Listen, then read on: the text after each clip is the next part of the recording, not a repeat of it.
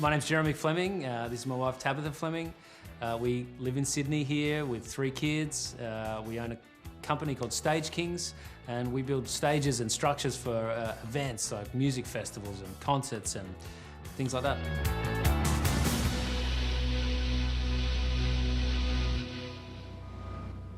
I was in Melbourne. We had a couple of projects down there, and I was on site at the Formula One, getting ready for the World Tour stage down there. And it was that morning, just as the gates were opening for the Formula One, that the Prime Minister came out and put a ban on all public gatherings over 500 people, and that's what we do. So within 1 week, it was 100% of our income. So it was like a ton of bricks. Yeah. Are you having John honey sandwich?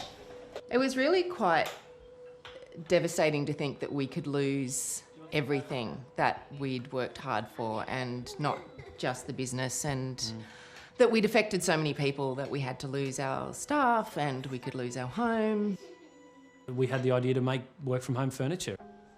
We're getting calls all over the world to deliver this stuff. So we've had a couple of dozen calls from New York, Europe, Singapore wants a lot. Everything we're hearing is people want Australian made and Australian manufactured. I think that Australian manufacturing is really going to come back in a big way after this. Pivoting has certainly become one of the coronavirus buzzwords. It's allowed some businesses that would have otherwise gone bust to innovate and thrive. While it's been a long time since Australian manufacturing really contributed much to overall GDP, the interest in Australian products appears to have spiked post-coronavirus. Data shared exclusively from Australian Made shows their website, a directory for Aussie businesses, not only spiked after coronavirus hit, but continues to grow month on month as the nation focuses on our own recovery. Greg Combay is chair of Industry Super Australia and IFM Investors, and a former Labor minister. There will be permanent shifts.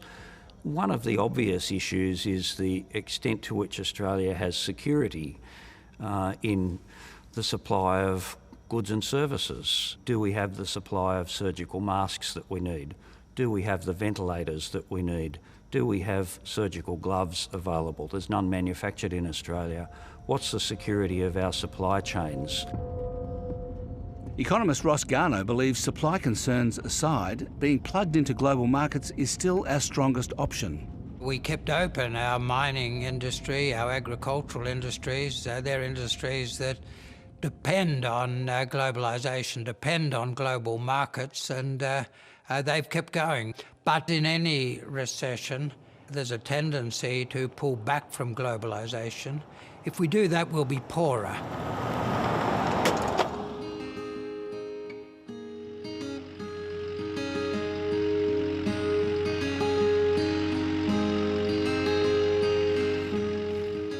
Third-generation farmer Emma Germano manages her family's vegetable and livestock farm in South Gippsland, Victoria. Her farm gate sales have spiked during coronavirus. My grandparents migrated from Italy. My grandfather purchased the farm towards the end of the 40s. We have sheep and cattle, and we also grow cauliflowers and potatoes.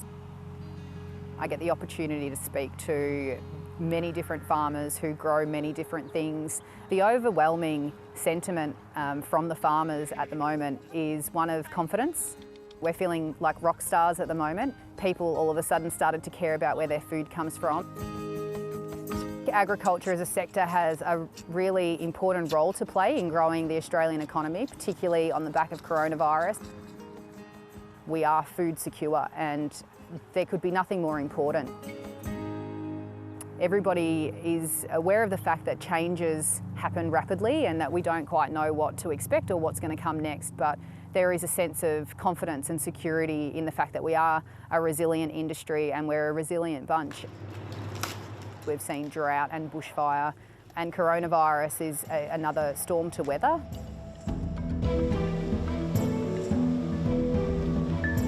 Managing Director of Bendigo and Adelaide Bank, Marnie Baker, hopes the working from home trend might stick around after the coronavirus and could be a boost for regional Australia. being a regional based school myself, there's some real advantages now where you're not restricted to having to, live where you work. You can actually live where you love. And I think the coronavirus actually showed that we had an inherent weakness in having 40% of our population in 2 cities. Australia is also continuing to emerge as a leader in still developing industries. Melbourne-based biotech company Star Pharma are racing to get a product to market that they hope is good for business but will help save lives. A lot of the company's share prices, yours included, have been going up on the basis of, potential profits in the future. Well, what it has done is it's actually created a significant new market that didn't exist before the outbreak. And do you think that we can get back to normal, life can get back to normal until we get a vaccine? I think that with a vaccine, that would be, give people the greatest level of confidence. Whilst we wait for vaccines, it'll be important to have other methods of protection.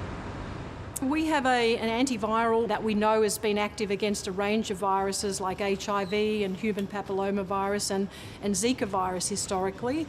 When the coronavirus outbreak occurred, we tested it against the SARS-CoV-2 or coronavirus, and we were delighted to see that it's highly active against that virus as well. When you say it's active, what do you mean, that it kills it? Yes. It's likely the antiviral nasal spray, a preventative for coronavirus, won't need clinical trials as the active ingredient has already been approved in other products in more than 30 countries. So this is our chemistry lab here. We have around 12 chemists working here synthesising new molecules. We think that for some markets we could potentially have an approval and potentially be on the market inside of 12 months, which we expect would be faster than a vaccine. There's no doubt the pandemic has been an economic disaster. Unemployment is officially at a 19-year high, but Roy Morgan estimates true levels are much higher. And the OECD predicts the most severe fall in global GDP since the Great Depression. But there have been some winners as the country is forced to innovate, particularly in tech and online retail.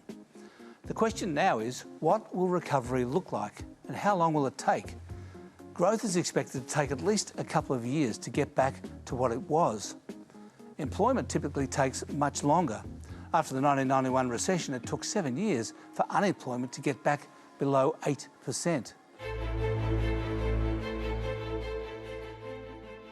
It's a big challenge, but also an opportunity to reset, to think again about how we do a number of things and to make sure that we come out of it in a way that sets us up for a better future. I've been in the business for 30 years and the coronavirus will be the worst trough I've ever known. I'm just hoping we'll come out the other side. Coronavirus has imposed enormous hardship on millions of Australians. On the positive side, it's also drawn our governments together and drawn our community together. We've gone through an experiment that's never been tried before.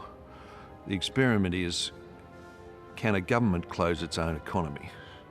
The critical question is whether we can bounce out of this with a leaner, more flexible and more productive economy.